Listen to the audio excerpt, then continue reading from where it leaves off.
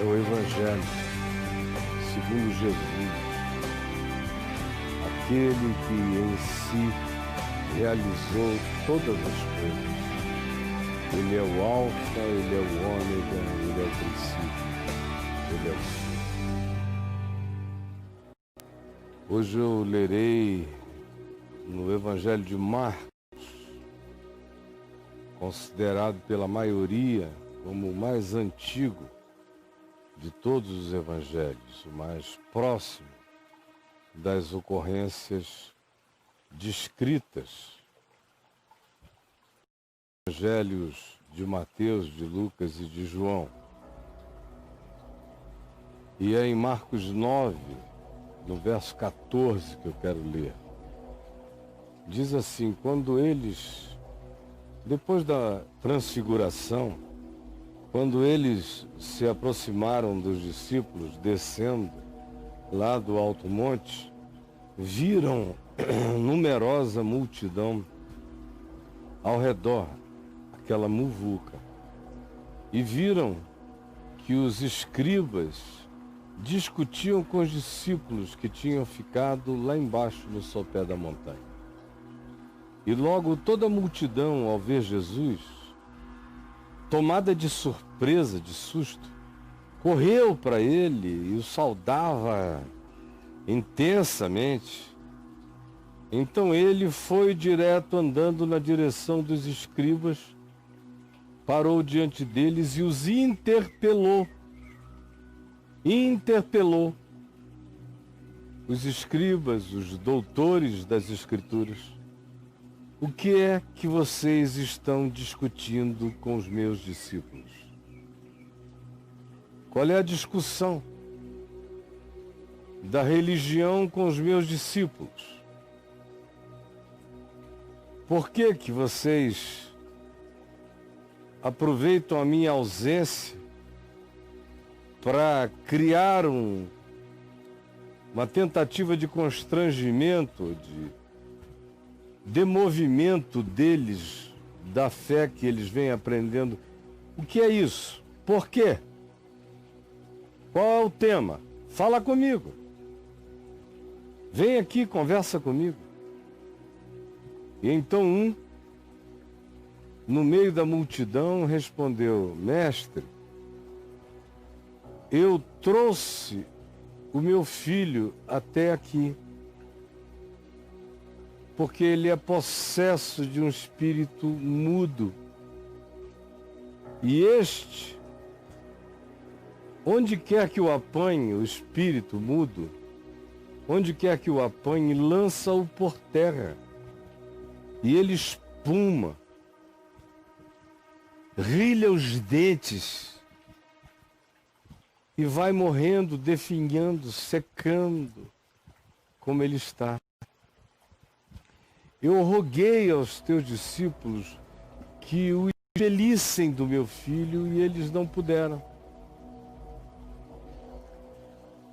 Então Jesus lhes disse: ó geração incrédula, até quando estarei convosco? Até quando vos sofrerei? Trazei-me a criança, o jovem. E trouxeram-me.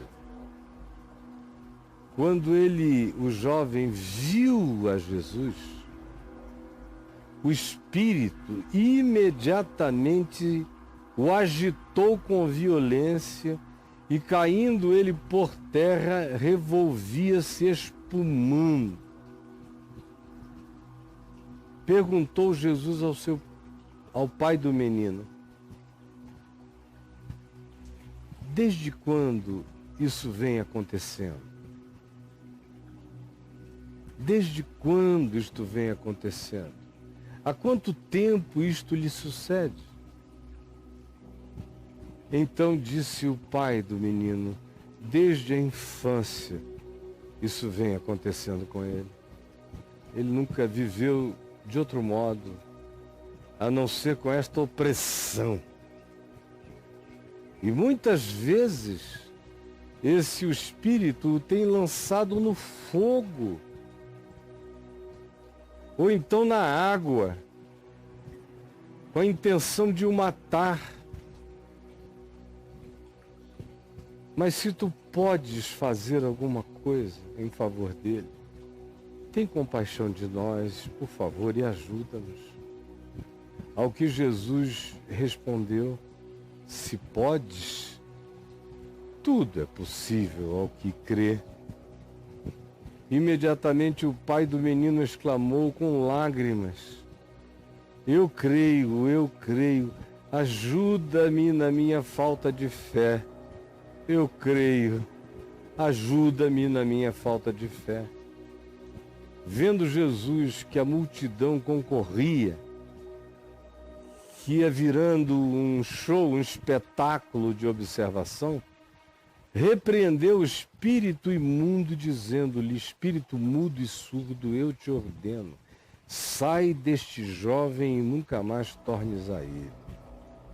E ele, o jovem, ou ele, o espírito, clamando, agitando muito, saiu, deixando o jovem como se estivesse morto, ao ponto de muitos dizerem: morreu. Mas Jesus, tomando o jovem pela mão, o ergueu e ele se levantou. Quando entraram em casa, os seus discípulos lhe perguntaram em particular: por que não podemos nós expulsar aquele demônio? Jesus lhes respondeu: é que esta casta não pode sair senão por meio de oração. De oração. É interessante como o texto todo gira em torno do crer, em torno da fé. Jesus, Pedro, Tiago e João estão descendo do alto monte onde houve a transfiguração, conforme o contexto antecedente. E quando chegam, encontram aquela multidão, uma discussão, os escribas muito mais bem preparados e argumentativos, oprimindo os discípulos de Jesus que tinham ficado lá embaixo, e a questão toda tinha a ver com a impotência. Eles não tinham conseguido expulsar o demônio do filho do homem que pedira ajuda. E certamente foi a partir dessa primeira frustração desses discípulos que os escribas começaram a levantar dúvidas, a pisar na autoestima deles, a mostrar e argumentar que eles não representavam nenhum nome de poder, porque tinham mandado o espírito imundo sair e o espírito não lhes obedecera, e que eles eram apenas servos e discípulos da seita de um louco, e que os verdadeiros exorcistas de Israel exorcizavam, mas cumpriam determinados ritos que eles nem conheciam, devem ter feito pouco, como quisessem e como podiam, do que tinha acontecido naquele show de impotência, de inexperiência dos discípulos. E a multidão assistindo perplexa, aquele embate, aquele MMA entre religião e marginalidade espiritual. E quando Jesus chega, eles afluem sobre ele. Jesus atravessa a multidão, vai direto interpelar os escribas: o que é isso? Por que vocês estão fazendo isso? Que história é essa? Então, sem que os escribas sequer respondessem, o pai do menino ergue a voz e diz: isso tudo aconteceu em torno dessa questão, do meu filho, e contou a história que eu acabei de ler. E o desfecho é esse. Ele conta a história, a impotência dos discípulos, ele toma Jesus pelos discípulos, por isso ele já chega na dúvida, porque o comportamento dos discípulos levanta dúvidas sobre Jesus. Guarde isso. O comportamento dos discípulos levanta dúvidas acerca de Jesus. O comportamento dos discípulos sempre levanta dúvidas acerca de Jesus. Por isso ele diz, eles não puderam expeli-lo. Mas, se tu podes alguma coisa, qualquer coisa, porque é assim que um pai e uma mãe desesperados fazem. Procuram qualquer recurso em qualquer lugar. Então tinham ido lá por causa de Jesus. Chegaram, Jesus não estava, estavam os discípulos. Uma multidão e os escribas interpelando os discípulos, provocando. Chega essa situação concreta, é posta diante dos discípulos de Jesus, eles se manifestaram impotentes e os escribas bateram neles veementemente. Até que Jesus aparece, o homem tinha visto o encurralamento, a impotência dos discípulos de Jesus, como eles não tinham podido fazer nada contra as duas castas que estavam ali. A casta dos demônios e a casta dos religiosos, dos escribas. Impotentes ante as duas castas. Então o homem, ao contar a história, vira-se para Jesus e lhe diz isso. É um tormento desde a infância. Desde a infância. E ele por muitas vezes quase morreu. E o estado dele é de definhamento, enfraquecimento, ele vai morrer. Mas se tu podes alguma coisa, tem compaixão de nós e ajuda-nos. Porque a impotência, a fragilidade, a dúvida e o acuamento dos discípulos levantou sérias dúvidas acerca de Jesus para esse paizinho frustrado de coração. Ele levou o garoto lá por causa de Jesus originalmente. Jesus não estava, o que sobrou? Sobrou a igreja, sobraram os discípulos. E os discípulos sem conhecimento, sem experiência, sem fé, sem conhecimento espiritual, lutando aquela luta na carne e no sangue, provavelmente querendo se mostrar para os escribas, muito mais preocupados em não serem um fracasso diante do olhar observador dos escribas da religião judaica, dos doutores da religião judaica, dos mestres, do que propriamente libertar o menino da sua agonia e libertar aquele pai daquela aflição. É quando as coisas reais do mundo espiritual ficam de lado diante das lutas, das preocupações, dos embates, das guerras, das distrações da raiva, do ódio, da competição e da disputa no ambiente dos acontecimentos, que distrai o foco da vida, da fé, leva a gente na direção errada e a gente acha que dá para combater o mal distraído em relação a ele. A gente acha que dá para vencer o mal pensando de maneira maligna em como vencer o outro que comigo compete. É quando a gente acha que pode vencer o mal por fórmula, por autoridade delegada.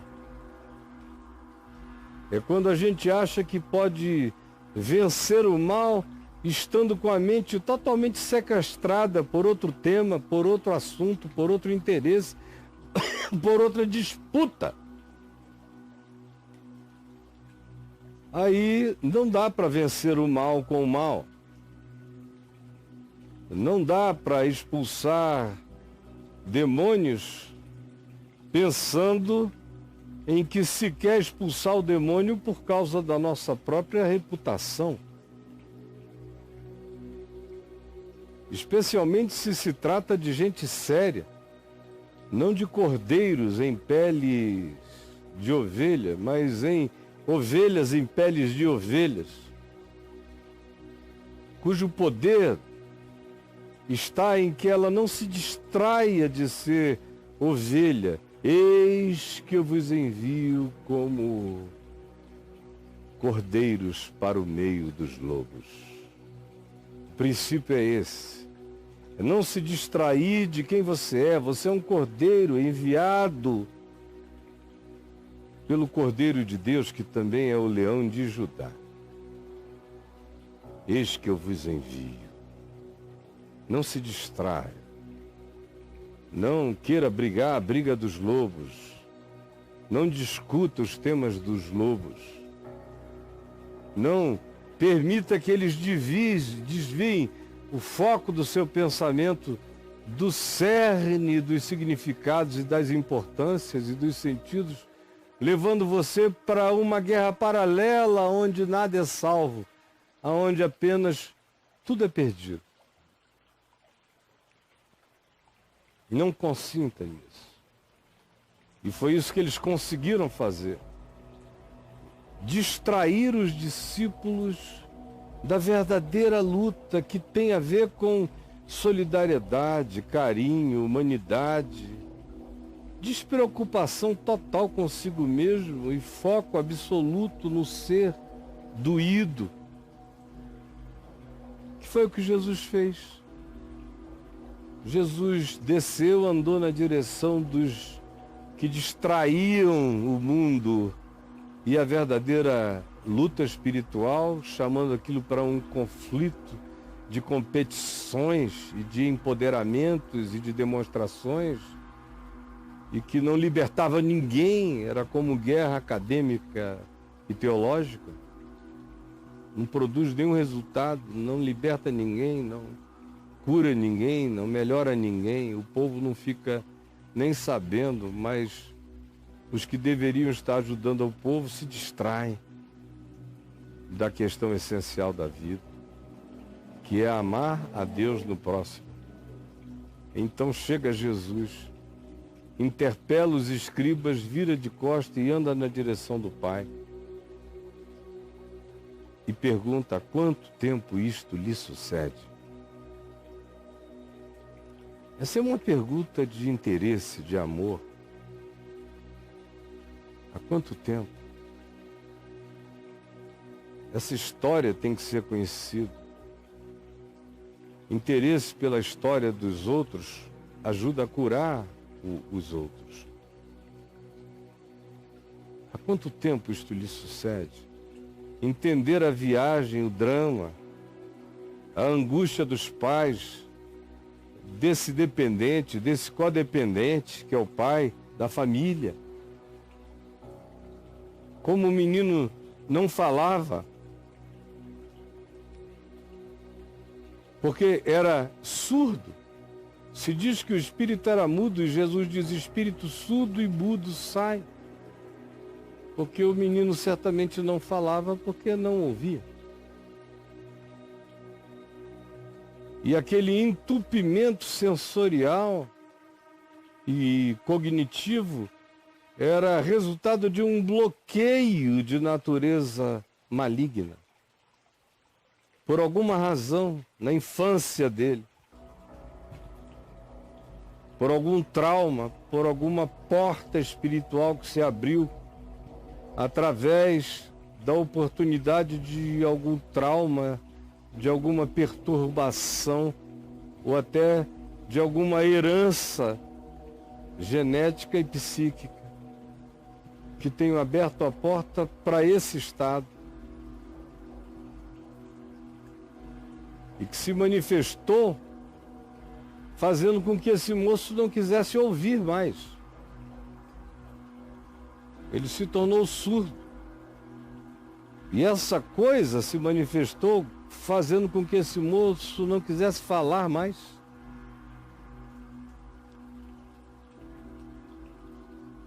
Aquilo que ele não ouve, ele não fala. Ele quer se ausentar, e essa sua vontade de se ausentar, de se dessensorializar para o mundo dele, abre a porta para esse espírito maligno se assenhorear da mente dele, pela entrega que ele fez dos sentidos dele ao nada. E aí o oportunista espiritual se instala. Há quanto tempo isto lhe sucede? Perguntou Jesus. Quanto tempo? Desde a infância. E a vida com ele tem sido um inferno. Porque esse espírito às vezes tenta afogá-lo, às vezes queimá-lo. E o espírito só fazia isso porque essa pulsão estava dentro do menino, é claro. Essa pulsão autodestrutiva. Essa agonia inexplicável. Que o desesperava tanto que ele queria desaparecer. E a força maligna nele se utilizava de toda essa desistência da vida para gerar uma proatividade suicida no rapaz. E aí, Jesus ouve. E enquanto ouvia, a conclusão do pai, dizendo mais, é uma adversativa. Até aqui foi uma miséria de vida, mas até aqui não só a vida foi uma miséria, mas os teus discípulos também foram impotentes. Mas se tu podes alguma coisa, qualquer melhoria, se tu podes alguma coisa, tem compaixão. Porque o homem sentira que com Jesus era diferente. Os discípulos tinham discutido sobre demônios, expulsão de demônios, castas malignas, métodos de exorcismo, e ninguém tinha enxergado o menino. É Jesus quem desmonta os poderes dessas castas, da casta religiosa, que só queria discussão, da casta espiritual, que se fortalecia na confusão, e da casta de descrença que se instalara no coração dos discípulos, que perderam o foco no amor humano e se distraíram com as brigas da religião. Aí reina o ambiente aonde o dominador perverso se estabelece com autoridade total. O homem, todavia, se impressiona com a solidariedade de Jesus, que quer saber a história do menino. Desde quando isso acontece? O que aquilo produzira no ambiente familiar? E é daí que vem essa adversativa da pequena esperança. Mas se tu podes alguma coisa, se podes alguma, está cheio de relatividade. Não há certezas e nem há qualquer dimensionamento de aonde chega esse poder, que alcance tem Jesus sobre a vida humana. Se tu podes alguma coisa, há milhares, milhões de pessoas que procuram Jesus só por causa do se tu podes alguma coisa. Na realidade eu não sei não, mas não custa nada. se tu podes alguma coisa, então tem compaixão de nós. E Jesus só pode algumas coisas, ele só pode mesmo ser aquele por meio de quem tudo que foi feito se fez, ele só pode ser esse em quem todas as coisas existem e subsistem, ele só pode ser esse que, sendo Deus, não usou como usurpação, não julgou como usurpação o ser igual a Deus. Ele só pode ser esse que, podendo chamar legiões de anjos, se entrega voluntariamente ao sofrimento, todavia. Mas se tu podes alguma coisa, e ele pode alguma coisa, ele pode morrer na cruz pelo pecado de todos os homens, perdoá-los e ressuscitar dentre os mortos como esperança para toda a criação. Ele pode algumas coisas, pode fazer todos os mundos, todos os universos, todas as existências, soprar e fazer aparecer todas as dimensões.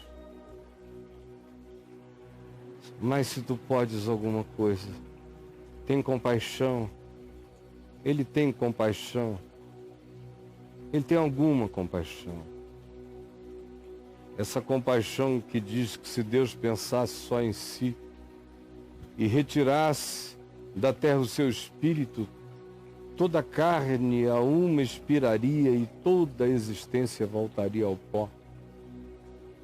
Mas ele não pensa só em si, ele tem compaixão. Filho de Davi, tem compaixão de mim, ele tem compaixão. Ele não suporta o poder que a misericórdia exerce sobre ele. Ele não sabe não amar, não sabe desistir de amar. Mas se tu podes alguma coisa, tem compaixão de nós e ajuda-nos. Ao que Jesus lhe respondeu, se podes, se podes, tudo é possível ao que crer. Se podes. Que frase extraordinariamente contraditória e lindamente ambivalente e sinceramente verdadeira. Se tu podes alguma coisa, tem compaixão de nós. E Jesus não fica ofendido com a falta de fé de ninguém. Não fica ofendido. É normal. O que não é normal é ter fé. Por isso que fé é dom de Deus, é graça de Deus, é emulação divina em nós. Porque com a inteligência e com a percepção das dificuldades atuais e futuras de qualquer tempo da existência, o Homo sapiens desenvolveu ansiedade e desenvolveu necessidade de acumulação.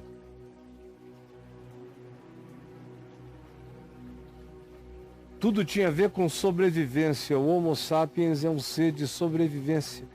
E toda a intuição dele trabalha nessa direção. Ele não aprendeu a confiança. O Homo sapiens sapiens, também chamado de Homo psíquicos por Paulo, precisa aprender a se tornar Homo pneumáticos, que é esse homem do espírito, da confiança e da fé, e que não só sabe do mundo real e da natureza e das suas dificuldades, mas também sabe que o Pai Celeste sabe. E confia. Faz a sua parte sem desespero, com confiança. Jesus, portanto, sabe que o normal é não crer. sabe que o anormal é crer e não fica zangado com quem não consegue crer. A religião é que fica com raiva, que não conseguiu provar Deus, demonstrar Deus. Aí chama o cara de ateu e o condena ao inferno, porque ele não consegue crer, não conseguiu crer. Tem uns até que gostariam, mas não chegaram lá, ou tiveram traumas bastante para não se aventurar. E tem aqueles que não sabem nem o que crer significa. Só sabem o que crer não significa, porque só viram coisas ruins em nome do crer. Só viram o não pensar, o não sentir, o não solidarizar-se, o não se importar, e então descreram de tudo quanto diga respeito a crer. Porque não viram esse crer se transformar em fruto da fé. Então se tornaram ateus da mentira. Eles não creem, não é em Deus, eles não creem é na mentira em nome de Deus e desse Deus cultuado com mentira. Mas Jesus não fica zangado porque você não crê. Ele é solidário com a sua dor. Mas se tu podes alguma coisa, tem compaixão de nós e ajuda-nos. E ele não disse, então vá, pense durante uma semana sobre o que você acabou de dizer, depois volte quando você tiver fé. Não, eu consigo ver um olhar iluminado e um sorriso generoso, compassivo, misericordioso na face de Jesus, ouvindo o homem dizer isso no inferno. Mas se tu podes alguma coisa, tem compaixão de nós e ajuda-nos. E Jesus, com aqueles olhos limpos, cristalinos, luz pura, de amor, olhando para ele, vendo a limitação dele, sorriu o sorriso da bondade que abraça e disse, podes. Oh filho, tudo é possível ao que crê. Tudo é possível ao que crê. Então o homem entende que ele, o homem, deveria crer e que não só tudo era possível ao que crê, mas também era possível crer. E o homem creu em ambas as coisas, que não só tudo é possível ao que crê, mas o homem creu que quem chega naquele nível, quem faz esse movimento, já está andando por fé, está apenas ainda frustrado, porque o que busca e pretende não foi atingido, mas o coração dele já é movido por essa esperança redentora. Se tu podes alguma coisa, tem compaixão de nós e ajuda-nos. Ao que Jesus lhe respondeu, se podes, tudo é possível ao que crê. Imediatamente o pai do menino exclamou com lágrimas. Com lágrimas. Veja como tudo sai da discussão teológica, acadêmica, com os escribas, os fariseus, os discípulos querendo mostrar sua potência exorcista, carismática em nome de Jesus, e os escribas desconstruindo, distraindo, desmontando tudo, e eles largam o cuidado pelo ser humano, todo arrebentado e por um pai sofrido, e ficam tentando expulsar demônios em estado de beligerância e discussão com os escribas da religião. Nenhum demônio sai, o demônio gargalha de ver a falta de amor, de compaixão, de misericórdia. Foi a ênfase do pai do menino. Se tu podes alguma coisa, tem compaixão. Porque até ali não tinha havido compaixão, só discussão. Só temática, se existe demônio, não existe demônio, se o demônio sai, se o demônio não sai. E a vida humana esquecida na sua agonia. E agora o homem vê amor. Antes do demônio sair, o pai do menino derrama lágrimas. Ele vê que aquele que está diante dele, de fato, está interessado no filho dele e nele. Que qualquer outra discussão é absolutamente irrelevante diante da opressão humana, da perda de volição humana, da perda da consciência humana, da perda da independência, do livre-arbítrio, da autodeterminação, do ir e do vir, da perda de vontade de viver. Tudo mais era irrelevante, como sempre foi para Jesus. Então o homem é despertado pela compaixão. Quando Jesus pergunta desde quando, o homem começa a ver que ele está diante de um ser de compaixão.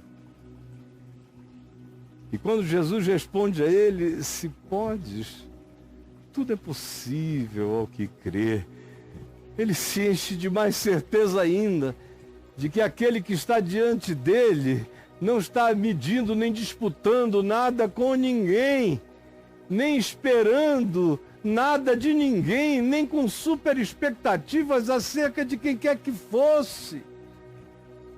Ele apenas diz, com todo carinho maduro, se podes, oh, tudo é possível ao que crê. E o pai do menino imediatamente exclamou com lágrimas, eu creio, eu creio, eu creio. Eu quero crer, eu creio. E no que falta em mim, ajuda-me. Ajuda-me na minha falta de fé. No que falta em mim, eu creio, eu creio. Eu estou crendo em ti. Mas ajuda em todos os gaps e lacunas. Ser o meu complemento, ser o justificador da minha pouca fé, ser o complementador da minha ausência de fé, ser o meu justificador em graça da fé que em mim ainda não se desenvolveu, mas tem misericórdia de mim e ajuda-nos. Ajuda-nos, é a ênfase do homem o tempo todo, ajuda-nos. Tira-nos daqui e ajuda-nos. Vendo Jesus, que a multidão começava a achar tudo aquilo um grande show de amor estranho, na presença de um demônio ignorado. Essa conversa humana toda, a prevalência da temática humana sobre a temática demoníaca é absoluta aqui nesse texto. Primeiro vem o homem, a história do homem, depois vem os diagnósticos. Quando vem, se vem. E o último da fila é o demônio. Primeiro é uma viagem entre humanos, com compaixão, com misericórdia, com fé carinhosa, que engravida de esperança. Então, Jesus, quando chega a multidão curiosa, a multidão que distrai o tema, ele então repreendeu o espírito imundo, dizendo-lhe, espírito mudo e surdo, eu te ordeno, sai deste jovem e nunca mais tornes a ele. Essa é uma ordem. Tira todas as causas espirituais e psicológicas que causaram aquela abertura, aquele entrar demoníaco opressivo na mente do jovem e agora fecha. Como diz o Apocalipse acerca dele, posteriormente ele é aquele que tem as chaves de Davi. Ele abre e ninguém fecha, ele fecha e ninguém abre. Nunca mais tornes a ele. Nunca mais tornes a ele. Ele vai viver o resto da vida com lucidez, com consciência, sabendo de si, se autodeterminando, escolhendo viver. Nunca mais tornes a ele. Esse é o poder do Evangelho. Não existe nenhuma clínica psicológica, isso é uma heresia. Você, de uma pancada só, dizer, não, isso aqui está resolvido. Esse trauma está curado pelo perdão. Seu perdão está com isto. Ou isto agora nunca mais voltará a ti, porque tu entendeste essa verdade que vai se transformar em sol e escudo, em luz e defesa para sempre na tua vida. Quem tem esse poder? Que palavra opera isso? Que doutrina, como diziam os da sinagoga ao ouvirem Jesus pregar, que doutrina maravilhosa é esta? Que abre e ninguém fecha, que fecha e ninguém abre, que tem o poder de dizer, espírito surdo e mudo, sai deste menino e nunca mais tornes a ele. Esse é o poder que está para além de tudo e sobre o qual Jesus exclamou, se podes? Tudo é possível ao que crê. E clamando, agitando muito, saiu o espírito, deixando o menino como se estivesse morto, ao ponto de muitos dizerem, morreu! Mas Jesus, tomando-o pela mão, o ergueu e ele se levantou. E Jesus o despediu, leve ele em paz para casa. E Jesus mesmo entrou em sua casa e os seus discípulos lhe perguntaram, ali na Galileia, por que nós não podemos expulsar esse demônio? E Jesus lhes respondeu, esta casta não pode sair senão por meio de oração. Tudo que não havia entre vocês era oração. O espírito da oração tinha acabado, só havia o espírito da discussão, do debate. Como é que vocês vão expulsar diabo com diabo? Diabolos, o divisor, estando vós em estado diabolos, de divisão, de raiva, de ódio. Satanás não expulsa Satanás. Essa casta só sai pelo foco da oração do amor, da compaixão, da empatia. Qualquer casta e castas arraigadas estremecem na presença do amor. Como eu já vi demônios me dizerem, sim dizerem, talvez o mais inesquecível de todos os fatos para mim tenha sido em janeiro de 1979, quando eu estava só em casa em Manaus, família toda viajando, e chegou um pastor presbiteriano numa moto, parou e falou, meu irmão, você pode vir até a vizinhança da minha casa, porque tem uma vizinha minha que aparentemente está horrivelmente endemoniada.